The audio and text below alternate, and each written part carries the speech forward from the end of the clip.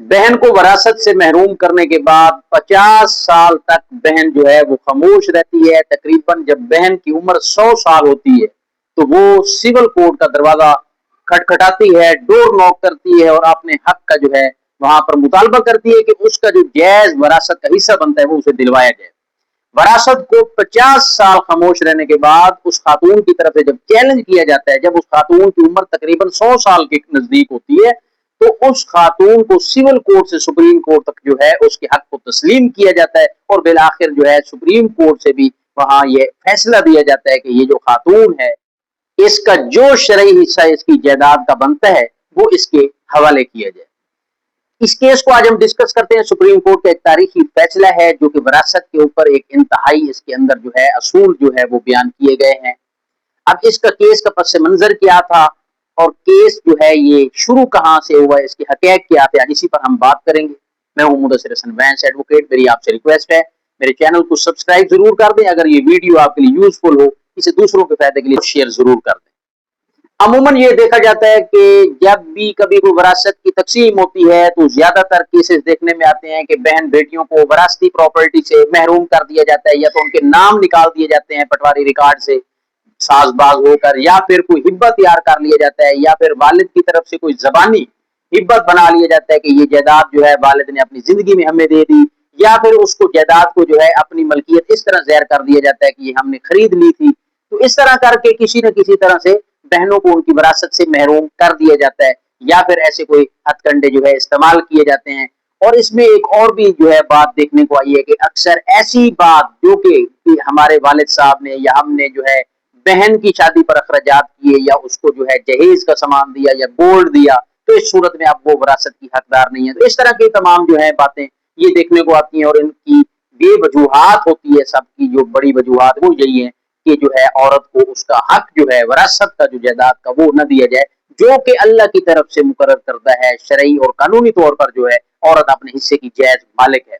अब ये केस क्या है, जब इसमें देखा गया कि जनाब 1940 के अंदर एक इंतकाल होता है वालिद की वफात के बाद, तो वो ये था कि पटवारी की मिली भगत से वहां पर जो है बेटी का नाम जो है वो रिकॉर्ड से निकाल लिया जाता है। वरासती इंतकाल जो है वो सिर्फ बेटे की हद तक किया जाता है और बेटा जो है वो तकरीबन 16 कनाल जो रकबा था उसके ऊपर बेटा जो है वो वहद मालिक उसका जो है वो बन जाता है। अब उस पर उसकी जो है मकान भी बन जाते हैं, तमीरात भी हो जाती हैं, और तकरीबन बहन उस वक्त भी जिंदा थी और बाद में 50 साल बाद जब उसने चैलेंज किया तब उसने अपनी जिंदगी में ही चैलेंज किया। तो 50 साल तकरीबन बहन जो है इस वजह से खामोश रही। वो रिवायती तरीका है जो बहनें खामोश रहती हैं, तो मेरे ख्याल में जी इस केस में भी यही देखा गया कि वो खामोश रही और उसने किसी किस्म की जो है अपने हक की आवाज न उठाई। तकरीबन 100 साल की उम्र जब उसकी हुई तो 50 साल के बाद 1990 के अंदर जब उस खातून की उम्र जो कि बहन थी उसकी उम्र 100 साल थी, उसने अपने कानूनी इस शरई और वरासती हक के लिए ऑनरेबल सिविल कोर्ट का जो है डोर नॉक किया और वहां पर उसने अपना मौके इख्तियार किया कि जो उसकी जायदाद शरई तौर पर उसका हिस्सा बनता है वो उसको दिलवाया जाए। अब भाइयों जो उसका भाई था उसके जो वारसान थे उनका सबसे पहला ये मौके था कि ये हमारी जो मतलब कि वो जो बहन है हमारे वालिद की, उन्होंने 50 साल जो है खामोशी इख्तियार की है। 50 साल का मतलब ये है कि अब यहाँ पर जो वक्त मयाद है वो लागू होगा। कानून जो है इसके ऊपर मयाद का वो टाइम लिमिटेशन जो है टाइम बार्ड हो गया, तो इस तौर पर ये दावा नहीं चल सकता, इसे खारिज कर देना चाहिए। 50 साल का अरसा जो है ये खातून खामोश रही है, अब इसे नहीं हक कि ये अब आकर अपना जो है वरासती हक जो है वो क्लेम करे। एक तो ये मौकिफ था। दूसरा मौकिफ क्या था कि ये 50 साल का अरसा जो खामोशी थी ये हक से दस्तबरदार होना था, अपना हिस्सा जो है भाई को माफ करना था। लिहाजा जब एक बार वो अपने हक से दस्तबरदार हो गई, खामोश रही, माफ कर दिया अपना हिस्सा, तो अब वो कैसे आकर चैलेंज करे और अपना जो है हिस्सा वो क्लेम कर सकती है। लिहाजा इस तौर पर भी ये उनका ग्राउंड था कि दावा खारिज होना चाहिए।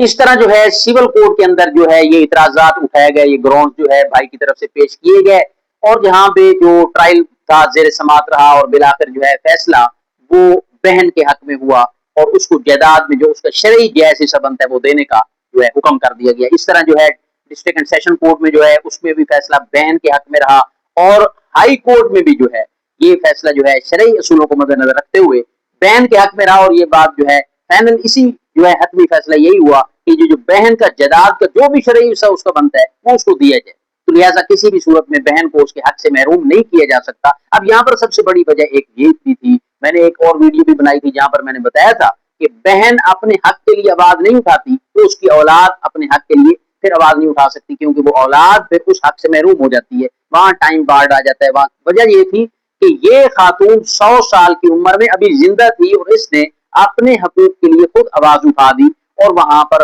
عدالتوں نے اس خاتون کے حق کو تسلیم کیا اور جائیداد کا جو شرعی حصہ اس کا بنتا تھا وہ دینے کا حکم صادر کیا. اب جو بھائی کی طرف سے کیس چل رہا تھا, انہوں نے ہائی کورٹ اور یہ تمام جو فیصلے ان کے خلاف آئے تو انہوں نے جناب ان جو فیصلوں کو سپریم کورٹ میں لے گئے اور وہاں پر اپنا کیس دائر کیا, اور وہاں پر انہوں نے جناب یہ استدعا کی کہ ہمارا جو ہے موقف درست ہے, لہذا بہن جو ہے اب اس کا کسی صورت میں بھی جائیداد میں شرعی حصہ نہیں بنتا. بہن کا جو کیس ہے وہ خارج کیا جائے اور بھائی کے حق میں جو ہے حکم صادر کیا جائے. سپریم کورٹ نے کیس کا جائزہ لینے کے بعد جو ہے بھائی کا جو کیس تھا اسے خارج کر دیا اور بہن کے حق کو تسلیم کرتے ہوئے کچھ اصول وضع کیے, وراثت کے متعلق اہم اصول بیان کیے. جیسا کہ آنریبل سپریم کورٹ نے کہا کہ وراثت کا جو حق ہے یہ خود بخود قائم ہو جاتا ہے. مطلب اگر کوئی شخص فوت ہوتا ہے تو اس کی جو اس کے وراثتی جو پراپرٹی ہے جو آگے تقسیم ہونی ہوتی ہے وہ اس کے شرعی وارثان میں خود بخود منتقل ہو جاتی ہے. اس میں اگر کوئی پٹواری کوئی ساز باز ہو جاتا ہے یا وہ غلط انتقال درج کر دیتا ہے یا کسی کا نام نکال دیتا ہے تو اس طرح نام درج نہ کرنے سے وراثت کا حق ختم نہیں ہوتا. کہ آپ کسی بہن کو اس کا نام ہی نکلوا دیں کہ یہ ہماری صرف ہم 2 بھائی ہیں, تو اس طرح کرنے سے جو ہے وراثت کا جو آپ کا حق ہے وہ ختم نہیں ہوتا. اور اس طرح آنریبل کورٹ نے کہا کہ 50 سال اگر بہن خاموش رہی اور اب آ کے اپنا حق مانگ رہی ہے تو اس طرح 50 سال خاموش رہنے سے بھی اس کا حق جو ہے وہ ختم نہیں ہو جائے گا. تو وراثت کا جو حق ہے وہ ہمیشہ قائم رہتا ہے کیونکہ یہ اللہ کی طرف سے مقرر کردہ ہے, اور اس کو جو ہے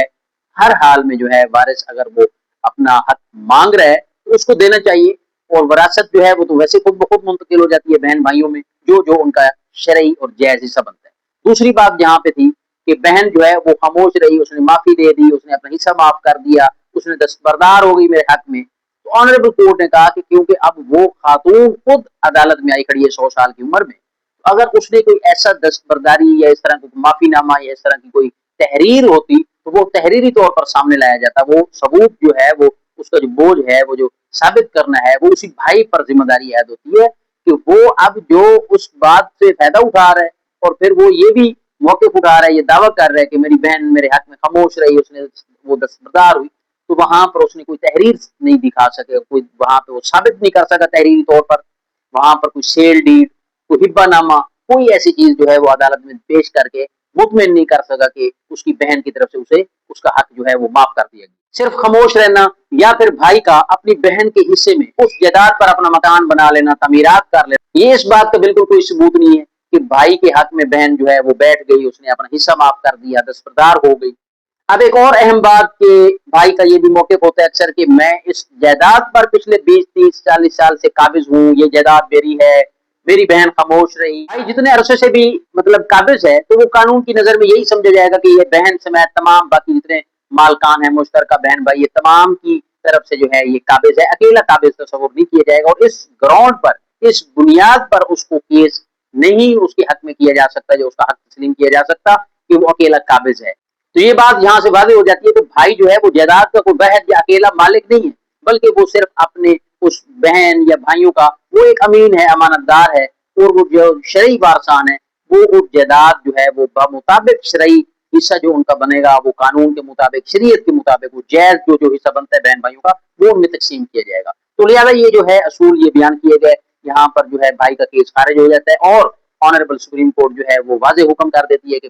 بہن جو ہے جس نے کیس جو ہے کیا اور اپنا جو ہے حق جو ہے ڈیمانڈ کیا اور اپنا حق کا مطالبہ کیا, اس کا جو جائیداد میں شرعی حصہ بنتا ہے, جائز جو اس کا قانونی شرعی حصہ بنتا ہے وہ اس کو دیا جائے, ریکارڈ جو ہے وہ اس کا جو ہے نام درج کیا جائے. تو اس طرح یہ جو ہے 50 سال کی خاموشی کے بعد 100 سال کی ایک خاتون آ کر اپنا عدالت کا ڈور نوک کرتی ہے, اپنے حق کی آواز اٹھاتی ہے اور بالآخر سول کورٹ سے سپریم کورٹ تک جو ہے فیصلہ اس کے حق میں رہتا ہے اور اس کو اس کی جائیداد کے جائز شرعی حصہ جو ہے وہ اس کو دلوایا جاتا ہے. آئی ہوپ دیٹ کہ یہ ویڈیو آپ کے لیے یوزفل ثابت ہوگی. اگر آپ کا کوئی سوال ہو, کسی قسم کا آپ کچھ پوچھنا چاہتے ہیں تو کمنٹ سیکشن میں ضرور پوچھیے گا, انشاءاللہ میں جواب دینے کی کوشش کروں گا. انشاءاللہ ایک نئی ویڈیو نیا لیگل ٹاپک کے ساتھ آپ کی خدمت میں حاضر ہوں گا. اجازت دیجیے. Thank you. اللہ حافظ.